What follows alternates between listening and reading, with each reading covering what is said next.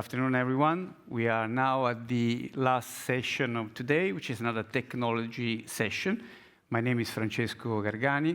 I'm partner in PwC, and mainly dealing with public funding of projects, and especially in the decarbonization, energy transition.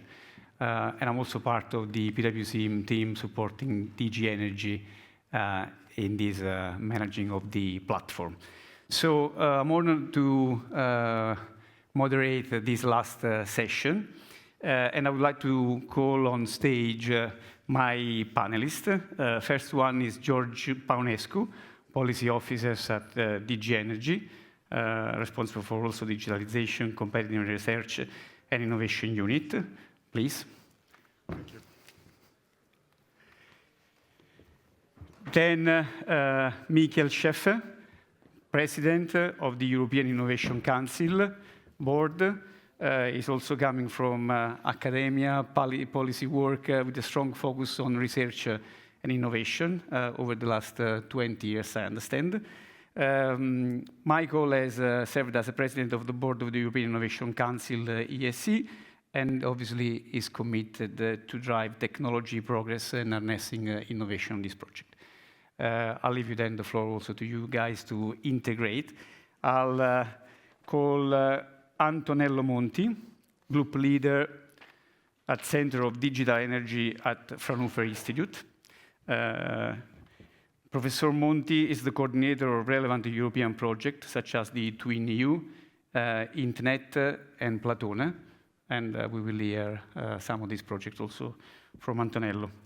Then I'll call Victor Van Hoorn, Director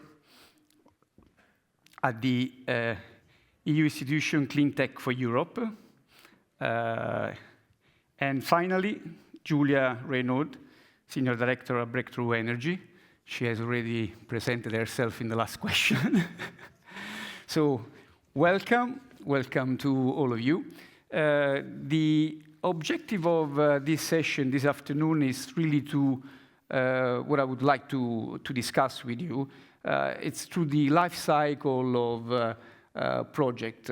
They go through research and development, innovation, and then scaling up and going to market. So what I would like to do in these 45 minutes, I would like to discuss with you the key challenges that you from the policy perspective and also you from investors and academia to elaborate a little bit on the challenges that you see in order to mature this project, accompanying this project in their life cycle. Then how we are addressing, and you, from your perspective, are addressing these challenges. And then hopefully a little bit of discussion on the way forward. We can try to provide also a little bit of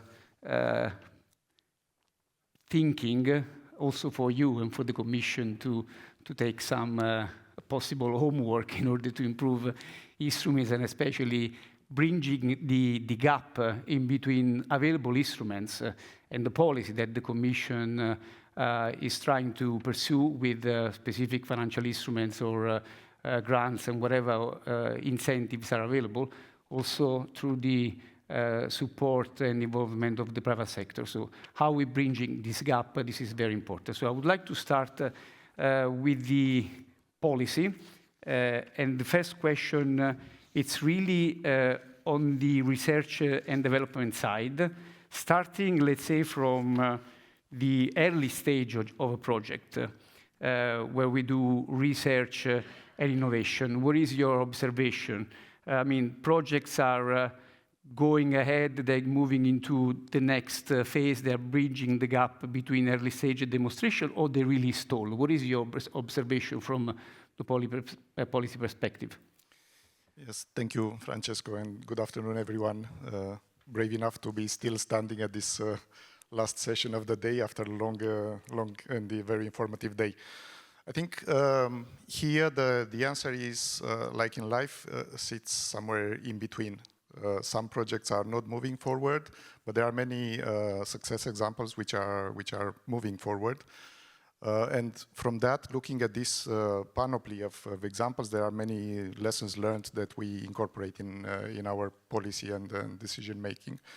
And because you mentioned the challenges, I could try to summarize some of the challenges, and I have two good sources of information. One is the report issued by Mario Draghi, which takes a bit of a step back in some areas, but I think the challenges are really telling. They relate well to the session that we saw before. And I have another source of information. The second one is a very recent report, fresh report, drafted by a magnificent team, an initiative that we work with, the Technology and Innovation Platform for Smart Networks, the ETIPSNet, a Commission initiative. So the challenge is, going back to Draghi's report, he detects a challenge on the industry side, which in the report is defined rather static. So going fast forward through all the explanations, it seems that in Europe, the industry, we are very good at taking small and cautious steps where we are doing good, but we are less good at being disruptors and taking leaps forward. And I think we heard a bit that about the lack of appetite for riskier endeavors. But there's also a problem identified on the research side, now moving closer to our discussion.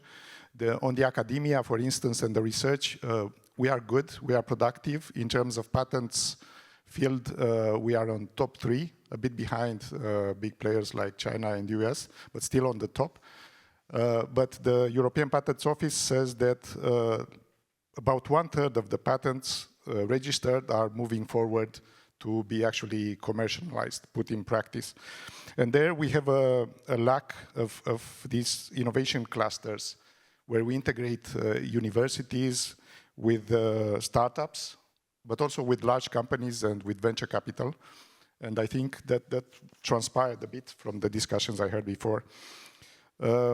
And then moving to funding, we have a couple of challenges there with the funding, which could be, well, it needs coordination, a lot of coordination. Of course, we are Europe and many parties here. So we need to have a good coordination between the EU level and the member state level, because only about 10% of the funding comes from the European level. The 90% comes at the member state level. So it's good, considering the scarce resources, not to reinvent the wheel. And then the last two challenges are things which are discussed everywhere. There are still market fragmentation, so the companies are finding rather difficult to scale up on the European market, and some regulatory barriers which apply.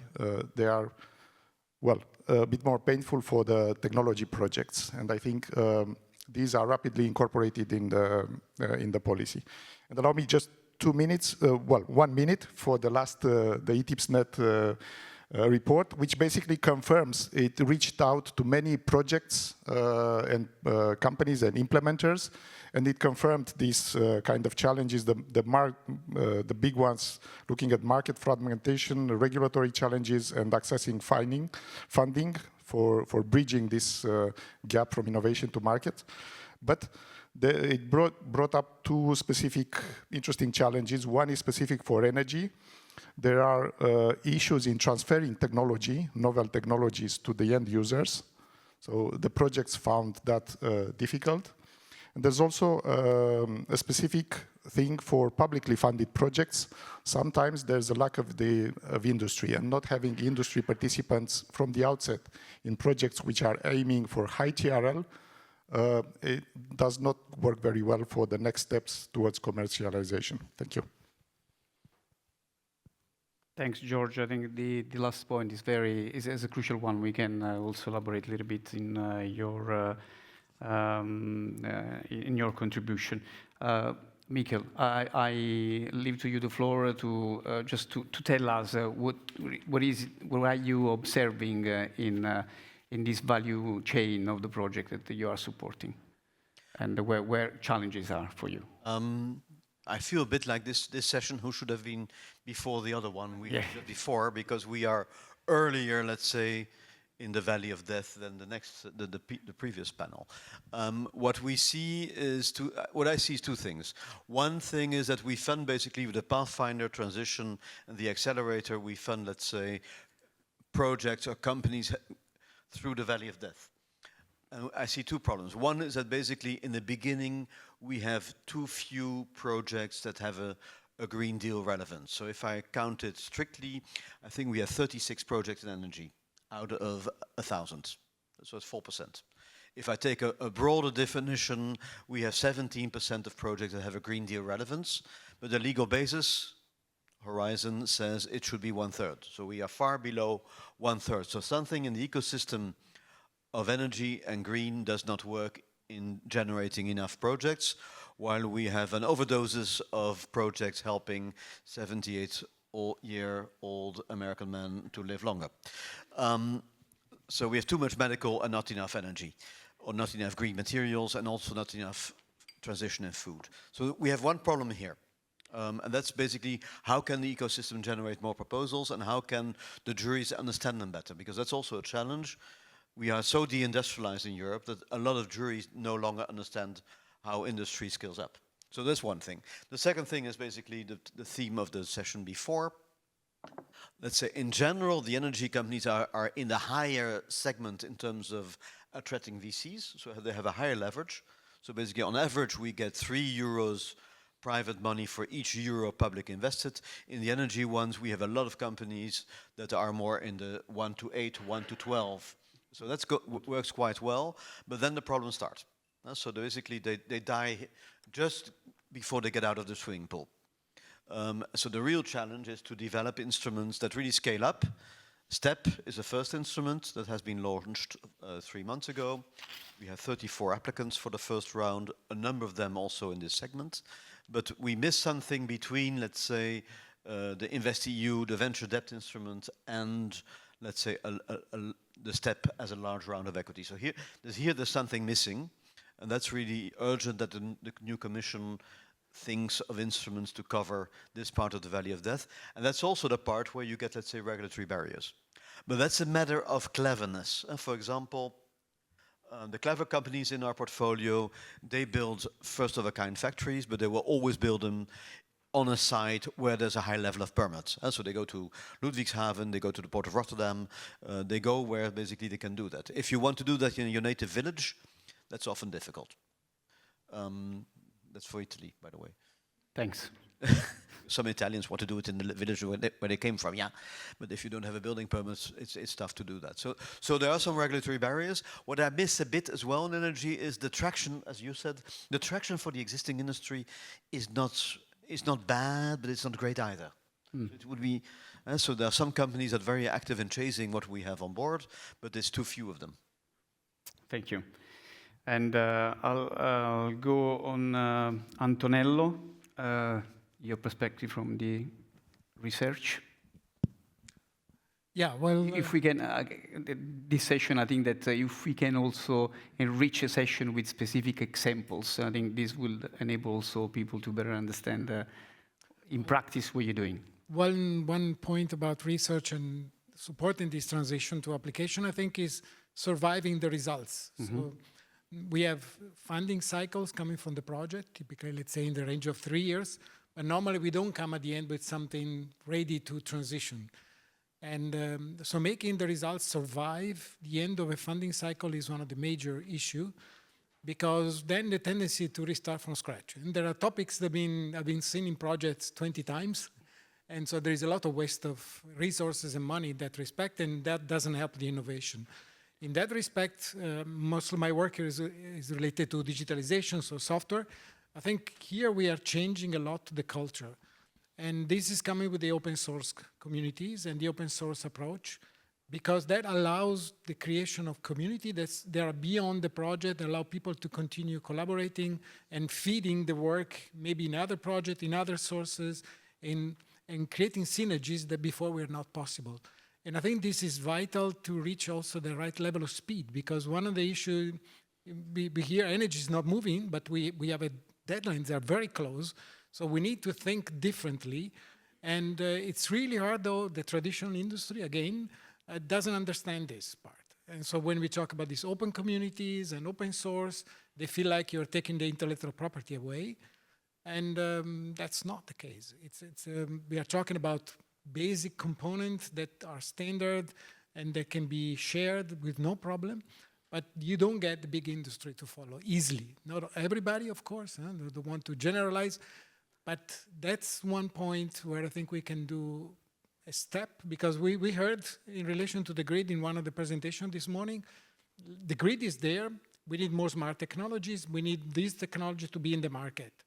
And this is digitalization, and that's a software thing.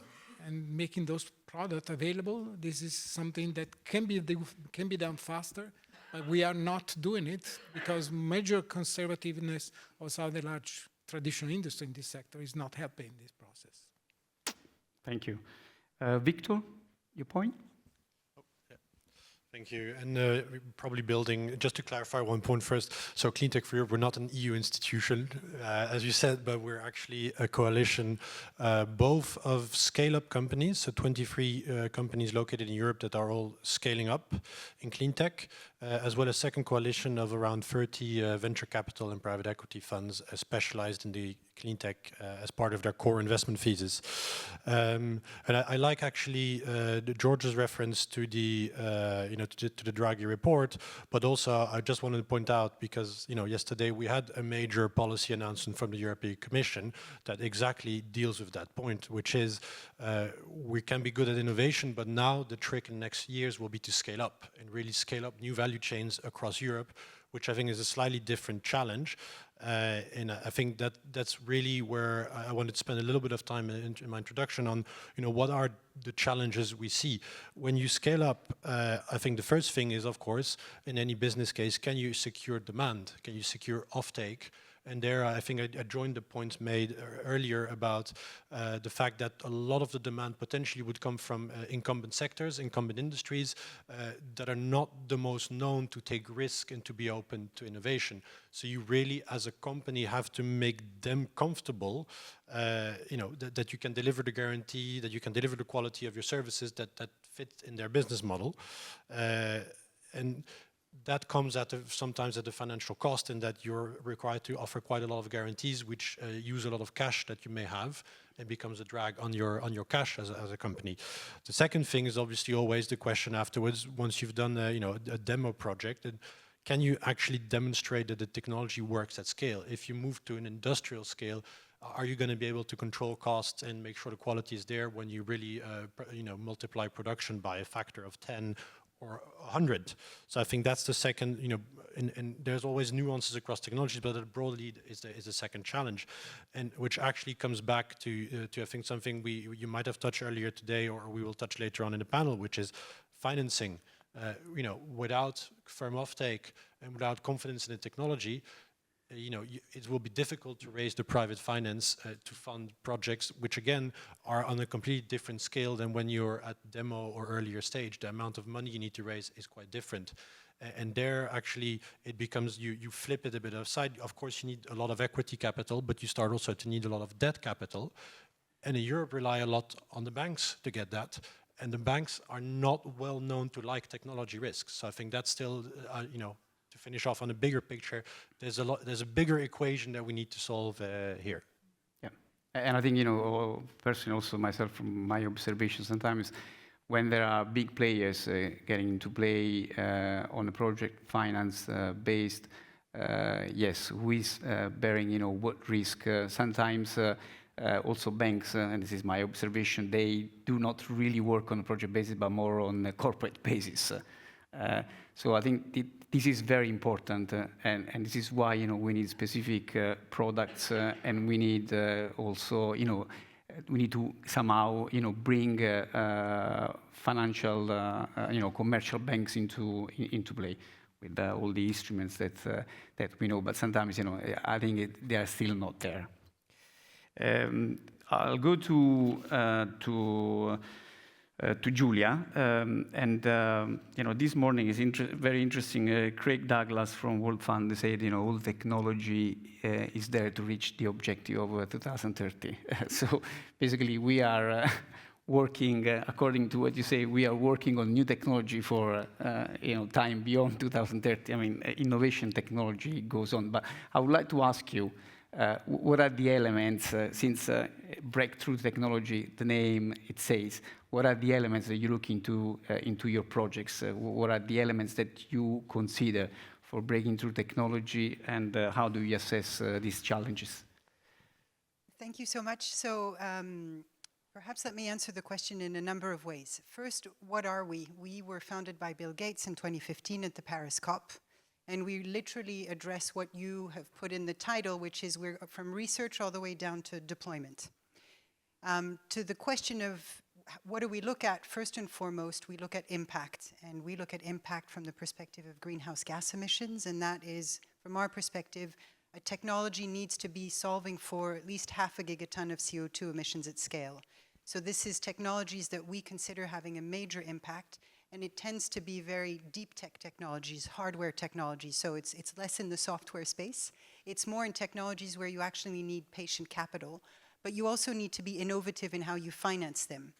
So if I follow this journey from research to markets, we operate in different ways. We've got a program called Fellows that funds out of the labs first-time entrepreneurs, and we provide them with grants.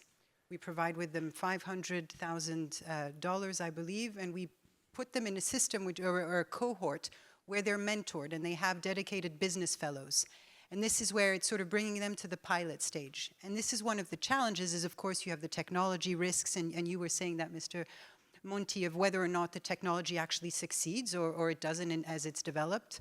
But another big problem is one I think that Michiel, you mentioned, which is there aren't that many companies that want to pilot a technology or that want to demonstrate a technology. So the ability to use that technology that's been developed in a lab and actually real life conditions is complicated because of lack of having an industry that actually wants to take its factory for that. Then if you continue our journey, we then come in with the perspective of a venture fund. So we have a team of about 25. They all have multiple PhDs or being entrepreneurs themselves. They are very smart people, but also very nice people. And here they've invested, we have patient capital. So we have raised 3 funds, each in the magnitude of $1 billion. So we have a portfolio company of about 130 plus companies. And here we provide equity. But then, of course, the companies as well, there's generally a board seat. We can also create those companies, much like Pierre-Louis was saying with InnoEnergy. And here we work with the companies around their technology milestones, but equally thinking about the challenges and the opportunities related to commercial offtake, right? Having these first clients. And this is indeed something that Pierre-Louis, you mentioned, which is the challenge that these companies have is that they are pre-revenue, right? They're not yet ready for revenue. If I can give you just a few examples also to point to what was mentioned here, what are some of the challenges, and to illustrate, George, what you were saying? We've got companies in the long duration energy storage space. Problem that they have is there aren't capacity markets that reward the value that they bring in terms of storage. Or they can also store electricity in the form of heat for industrial clients. There aren't enough industries that are aware or want to take these new technologies. Another example, we've got grid-related companies. There's one company, for example, where you can have 10 to 20 times more electrons through the same cable, so very important. But there's no incentive here for the regulators or for the TSOs to actually invest in that, in part because they're invested based on CapEx, not necessarily based on also the OpEx they provide. Another example, in the sustainable aviation fuel space and hydrogen, we also have, one of the big challenges we have there is that generally if they're produced using renewables and hydrogen, they're much more expensive. In the eSAF space, they're 6 to 9 times more expensive than jet fuel. So my point is every time, every company will have a different challenge, right? It can be regulatory, and perfect example of regulatory is in the standard space with regards to cement. If you don't have your product that is standard, there's no insurance company that's going to cover you. My point is the idea here being the challenge at the venture stage is one that is very real. Now, we have a third vehicle that I talked about, which is called Project Catalyst, which is then the partnership that we have with the European Commission, but is also independent of the European Commission. This is what I would call addressing the real valley of death. And why do I say real is because we're talking about amounts of funding that are between 30 to 100 million when it comes to the pilot, demonstration. It's the first time. And then above 100 million, and often in the billions, because they're first of a time commercial scale projects. And there, I think we're going to talk about what are the many challenges here related to that. But there are some also positive stories, Energy Dome, we can talk about Rondo. To the point that Craig mentioned earlier this morning, I think we should look at these technologies from the basis of whether or not, how close are they to commercial. There are some technologies like storage and long duration energy storage or batteries. They are close to being commercial, but they still have these roadblocks. And yes, they are absolutely needed for decarbonization now. And then indeed, you've got future technologies, and future, I mean, 2030 pathway and beyond, and that's what I'd call sort of ESAF grid technologies that perhaps where you need to be patient because the regulatories aren't moving fast, the markets aren't yet there. So I would, not to contradict my dear friend Craig, it's more just to say that we need to look at this in terms of a sequence of technologies that are ready to scale, or how far are they, but all solving for that few challenges. I would have said climate, but now we're talking about many more. Thank you. So now I would like to ask to George. I mean, you already elaborated a little bit on this, but what are the specific measures that you are providing as the Commission, especially through Horizon, in order to help in maturing those projects? Are there any specific project or initiative that you would like to share with us? Yes, of course. But there's actually a range of measures, and allow me to go a bit beyond Horizon. And I would mention four different elements here. First, which is really important, and there were discussions today, and now there are quotes, is the strategic orientation at the policy level. So we have a framework, a competitiveness compass, we have the Clean Industrial Deal, which are really putting innovation at the forefront.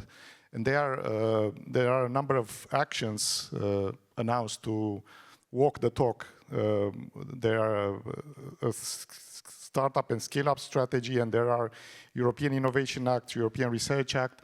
There will be very specific measures addressing the innovation and moving it, linking it very closely with the competitiveness. And then the European regulation also, that's a reminder, we have a European regulation that incentivizes the uptake of innovative technologies, because it was said again that this is a problem. And the Net Zero Industry Act will support the development of innovative products through regulatory sandboxes on the one hand. So do not a financial, but let's say a technical de-risking, so to show that projects are actually working in reality and demonstrating and giving confidence to other users that they could use the technology. And there's also the support for the public procurement of innovative solutions.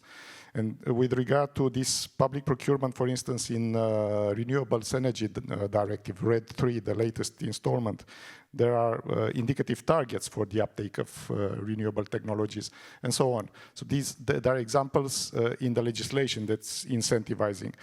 In terms of the funding programs, the flagships, Horizon Europe, the EIC, these are, I would not dare to talk about the EIC, but about the Horizon Europe. Those are continuously adjusting and taking on board the lessons learned. So there will be changes in the next work programs for Horizon Europe 26-27, and even bigger changes probably for the FP10, the next program. But there's something that's really important, and I will touch upon something brought up by Antonello. It's the fourth dimension is coordination. And this is going back to one of the challenges I've mentioned. And the coordination goes along several different, let's say, layers also. There's the coordination between the Commission and the member states to align priorities for funding. And that's, there are specific mechanisms in the strategic energy technology, the set plan. So there are working groups making sure that, or trying the best to avoid overlaps, not to reinvent the wheel to fund the same thing in different work streams, but on the contrary, to put the resources together and use them as optimal as possible. There's another kind of coordination with the stakeholders, and I've mentioned the Technology Innovation Platform, ETIPSnet. This is the example for the energy systems, smart grids and storage, but there are other similar ETIPs for wind, for solar, and so on. These are the key industry stakeholders that advise the Commission and the national programs what should be the most prominent priorities that should be funded in the next work programs. They are very active and they help us funding the right priorities. And then there's the third one at the receiving end of the funding cycle. The Commission runs an initiative called Bridge, where we bring together projects funded in Horizon Europe programs in Horizon 2020, helping them to benchmark their results, to learn from each other, not to reinvent the wheel, as Antonello said, not to start from scratch, but to hit the ground running, especially with the new projects. Advise the Commission on the bottlenecks, what they see on the ground, but also we have initiatives to sort of put the projects in their best shape for the next steps, for trying to bridge to cross the valley of death. So there are quite a few things that are happening. Thanks, and you also mentioned the de-risking, so I would like to ask Victor to elaborate a little bit more on de-risking. Thank you. Yes, I think that's for us key. I think de-risking is going to be the future, particularly referring back to the challenges I laid out earlier. Because when you as I said again, when you move from demonstration to first of a kind, the volume of money you need to raise goes up. You have probably you've solved your offtake, you've controlled your technology, and you're ready to go. You still see, again, with the sources of capital that we have in Europe, that you're going to struggle. And there, what we're really seeing is that some targeted instruments, and particularly I would say guarantees, at different stages of that, whether it's guarantees for what you manufacture as a company, whether it's guarantees for your loan from your bank, whether actually in some cases it's guarantees to be able to sign off a long-term electricity contract or purchase power agreement. And by the way, all things that we are seeing in the Clean Industrial Deal published yesterday, all those de-risking tools can make a huge difference in getting projects off the ground at this late stage and getting to a first of a kind project. So, and the advantage of de-risking instruments, in our opinion, certainly, is that you're not giving out a grant, you're not giving out a subsidy, you're actually just taking a little bit of risk out of the market to make the private sector and private capital comfortable enough to jump in. So it's actually, in a time when budgets are stretched, it's actually a fiscally rather, we'd say, efficient way of deploying the bit of public money you have to have the maximum impact. So I think that's really that's really important. That it really allows you to unlock that debt financing that you need to really make your projects successful. And going forward, we hope to see. We think that a lot more of those instruments could exist. Last thing I will say as well is particularly again timely of the announcements, is we also understand that the future state aid rules may look very favorably on guarantees and loans from member states, and that we certainly hope that any kind of faster clearance of those, so that entrepreneurs on the ground can get the certainty and move ahead, is really vital. So. Thanks, Victor. I think that if we can go through some of the examples with Giulia and Antonello, real projects where you can tell us, you can share your experience in bringing this project through the life cycle. So one good example is one that's been mentioned this morning, which is Energy Dome. So Energy Dome used to be a startup. It's based out of Milan. It's a sort of very tech engineering company, Claudio Spadaccini leading it, and then having a wonderful team. And I don't know all of the history of the company, but know that indeed they received grant funding from the EIC. I also know that CDP Venture Capital is an equity partner of theirs. And when we came to meet the company, they wanted to fund and to finance their first project. We classify that in the Catalyst, EU Catalyst Partnership as a demonstration project. So in this case, we worked with the European Investment Bank and the Catalyst team, and all credit goes, of course, to those teams. And what we ended up for they basically do an energy storage capability, 20 megawatts based on liquefied CO2. They liquefy and then they put it back on, and that produces electricity. So I'm definitely not an engineer, but I can say that it does provide them and the system with long duration energy storage. Now, when we came in, a lot of the time of our team and the Catalyst side was really thinking about, this is a very interesting first demonstration project, but we want you to basically not just consider this as a demonstration project, we want you to be able to replicate it. Long story short, the EIB and the Catalyst team came forward with a 60 million euro in the form of grants from Catalyst and in the form of venture debt from the EIB, which helped de-risk this first project, right? But it also structured it in a way that for the next project, which is now in the US, and I was also looking at the next project being potentially in Australia, you can already see that they've structured it in a way where the team is ready to replicate, where essentially the project financing structure is there. Now, financing is one thing. I think the expertise of the team in helping, this is a team that is infrastructure built, right? They used to build very big infrastructure projects led by Mario Fernandez. So beyond that expertise, the third thing that really matters, and we've heard that a lot before earlier today, is there need to be some type of revenue model. And in Italy, there's something called the MACSE, which provides capacity markets, which basically provides you as a storage provider with a revenue. Now, it's not yet eligible, but Energy Dome is not yet eligible, but what happened was, through this market being created, ENGIE then signed a long-term offtake agreement for that storage capability.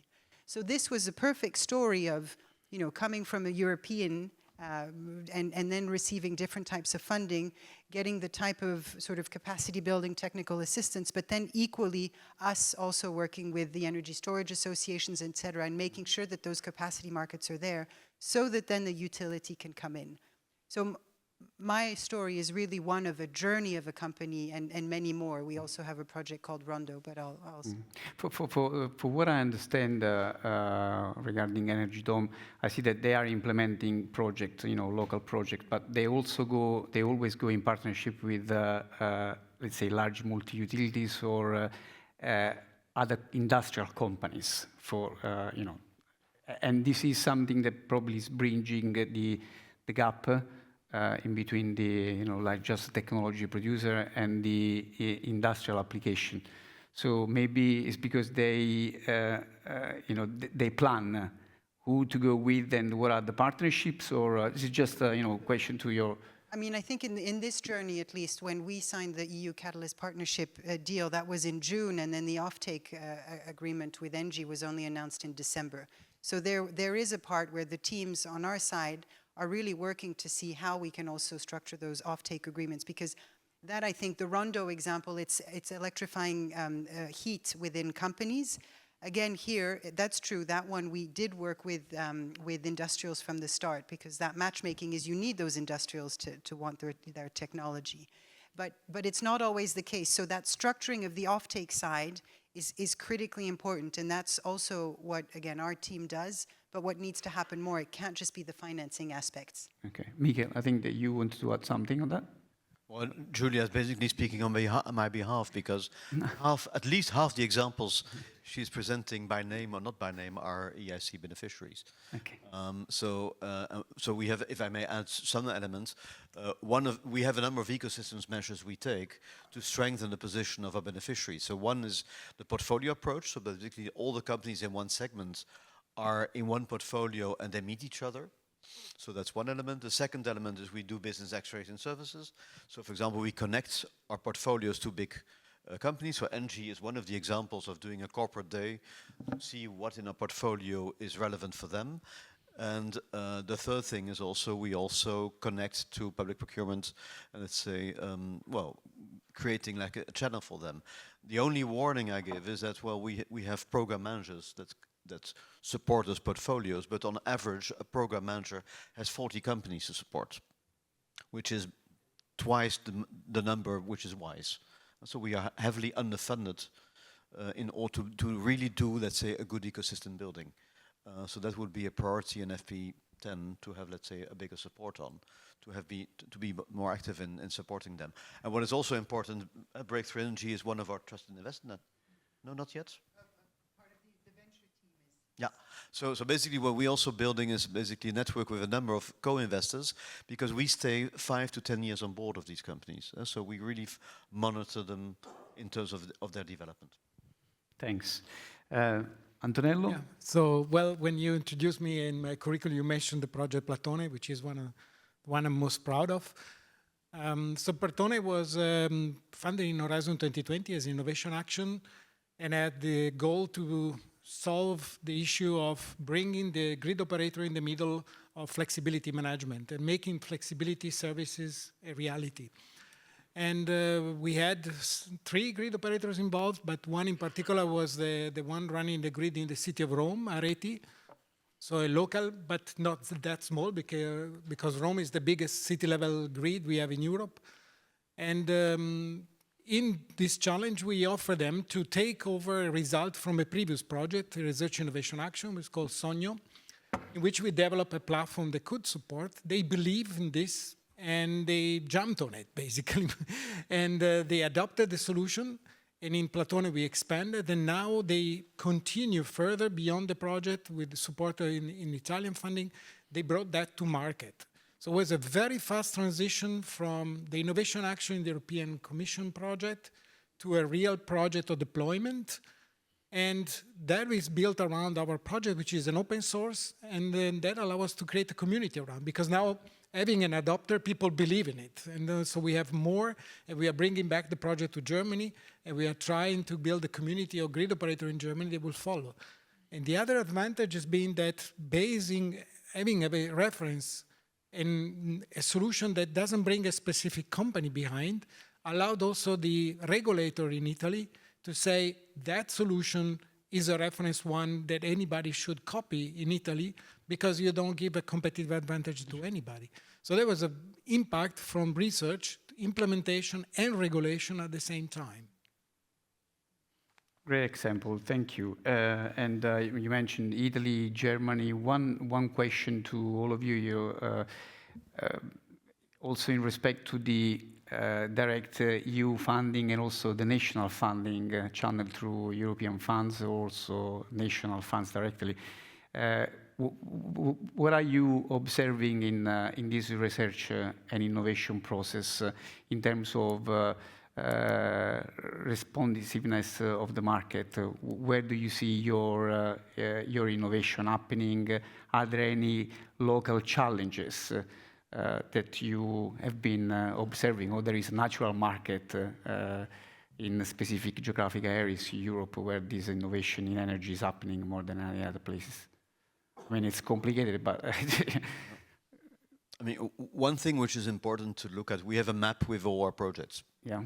So what we really see is a very strong correlation between companies funded by the ESC and the strength of funding in the member states. So basically 2 countries with a very good regional and national ecosystem in terms of funding are France and the Netherlands. And so basically, I'm from the Netherlands, to be frank. All the beneficiaries in my province have been funded by the province before. And so there's, let's say, a seed bed. And then, for example, in the widening countries in Eastern Europe, such a seed bed doesn't exist. So there's really differences between regions. In Italy, for example, we have no beneficiaries south of Ascoli Piceno. So the north does well, Energy Dome in Lombardia. Lombardia does great, but most regions don't have, let's say, the seed bed in terms of academic skills or in terms of regional funding. So it's very important to set up.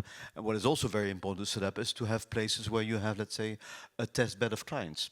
And a test bed of subcontractors or suppliers of equipment. So Baden-Württemberg is by far the best industrial system to work in, and München has a lot of, let's say, big test clients. So it's important to have those ecosystems, and it's very uneven in Europe whether those ecosystems are very well organized or are poorly organized. And just often people say, yeah, but you have spin-offs from university. Yeah, that's true, but in general, people who are funded by the EIC have already left university 10 years ago. So they are much further in their career than fresh from PhD. I can come in, but more with a few examples. If I look at the portfolio of companies from our ventures fund that are in Europe, there are 3 in France. One of them is a cement company, one of them is in critical raw materials, and a third is in catalysis that transforms CO2 into ethylene. We also have a company near Bilbao, H2 site, that converts from multiple molecules back into hydrogen. We've got a company called Baseload Capital that does geothermal in Sweden. And that all of this is just to say that there's quite a lot of representation. It does come back very much with what Michiel was saying in terms of where is their expertise, where there have been test beds. I haven't done the exercise of looking at our fellows, though. But when it comes, though, to the more project-based, where we are seeing sort of, again, SAF is an area, sustainable aviation fuels, or long-duration energy storage, or industrial decarbonization, it does come back to a few things. It comes to where's their cheap energy, right? So more Nordics or more Iberia, some in France, or where is there an actual need and an appetite to transition? That's the perfect case with Rondo, including with their partnership with Covestro, where there's a willingness.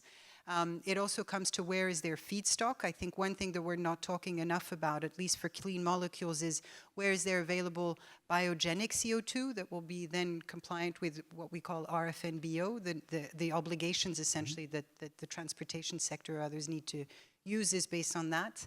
So I think, and then where is their cheap feedstock, and then of course where is there the ability to have the skills and the workers to actually be in those factories. So I think that we certainly have a project pipeline in Catalyst that's looking at all of Europe, but where we've seen in the very heavy industry type or very energy intensive, it does come back to, is there an offtake? What is the price of your renewables? What is the price of hydrogen? What is your price of the feedstock? And where is your offtake? So the Ecosystem Council. Antonello, you were going to add? Today seems to be the day the Italians are saying good things about Germany, so it's my turn to do it. I personally, I'm particularly pleased with my situation. I have to say I'm Italian, I work in the US than Germany, but I must say the type of structure I've experienced in Germany to move from research, fundamental research, university to industry is particularly well organized, and there is the good support from the government. So in particular, I have this joint position, Fraunhofer. The fact that we have such a large infrastructure laboratory that are not university, but with the specific goals to take technology from the university, bring it to industry, that is Fraunhofer, is something really valuable in the German ecosystem. And I see it on my own experience that allow us to have a contact and a relation to industry that I never had in previous experience, not even the US. I don't think the US is as good in linking university to industry as we are in Europe, partly because the structured European Commission project, I think they're perfect in that respect, but part also because some national initiative, I know Germany, so with Fraunhofer, but also in other countries, in the Netherlands, for example, TNO. So we have those institutions that are research, but with a specific goals to link to industry. So in Fraunhofer, we have a target, and we were penalized by the government if we don't have 30% of funding coming from industry, which says you do research, but if you don't convince industry, you're not doing your job. Thanks. Last one for you, and then we leave the floor for questions. Thank you. Antonello already exemplified one of my examples. Speaking for Horizon Europe and the bridge community, just to give you a view, I'm talking about over 150 projects brought together. with a cumulated value of about 1.6 billion euros in smart energy systems, a lot of smart grids, a lot of storage flexibility, but also consumers and so on. So the map of Europe is pretty well covered, but if I am to link with something, EIC linked their projects with areas of previous funding, which is obvious for Horizon Europe, which comes a bit upstream in the innovation, closer to the innovation roots, is where they are better linked with we observe, better linked with the innovation ecosystem and innovation routes. And Antonello mentioned the existing innovation ecosystems, but we also see areas where there are good universities which are driving good projects, but also good, powerful grid operators, for instance, which are putting together good projects. And then we saw that they are actually running their own in-house research and innovation agenda. So having previous links and previous and good links with other partners in innovation linked to good projects. Thanks. So now we have time for questions. There is one at the back. Thank you, Giovanni. And also thank you to the panelists, heartfelt. I'm happy and stayed until the end. Yeah. I really mean it. And why? Because the topics addressed and the discussion was balanced between the first step change from research to product market fit, but also on the second step change, which is from there's product market fit and there is potential. Now it's about materializing potential, which is manufacturing. And that I appreciated a lot. So this was the general praise, and thank you for that. And then one question to you, Michiel. The EIC step call is, from my point of view, a very relevant complement in the EU financing landscape for this manufacturing and scale-up. Could you share the challenges, maybe, that you had in developing this instrument and making it fit for the purpose? Well, there are two things interesting about STEP. I mean, it's a new instrument. It's also a bit too small. I mean, those who understand Dutch, STEP is a small bicycle. So it's 300 million euros. So it's 1% of what is needed if we take Draghi.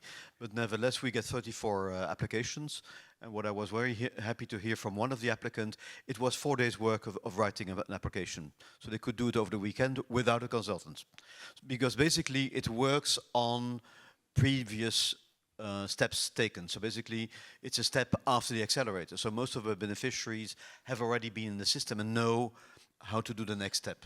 And what is interesting is because it's a ticket up to 30 million with a considerable leverage, so we expect really more than 5 times a private co-investment. It's a very good instrument to do, let's say, large demo installations or first-of-a-kind installation. So I expect a lot of, let's say, CapEx-intensive projects in the portfolio to be funded. I cannot go more in detail. I know more than I can tell. But the start is promising, and I'm also afraid that it will be exhausted by half of the year. So if someone is, thank you.